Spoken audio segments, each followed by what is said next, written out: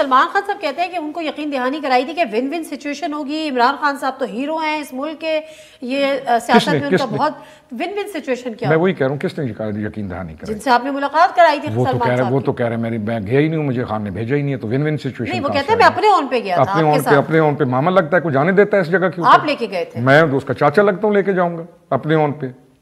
آپ کو کس نے کہا سلمان کو لے کے جاؤ؟ میری 53 ایج ہے اور میں سلیمان کو گٹارسٹ کو اٹھا کے لے جاؤں روز آ کے ادھر دبلے بجائے گا؟ کس نے کہا کہ سلمان کو لے جاؤ؟ We have to be very fair, we have to be very fair.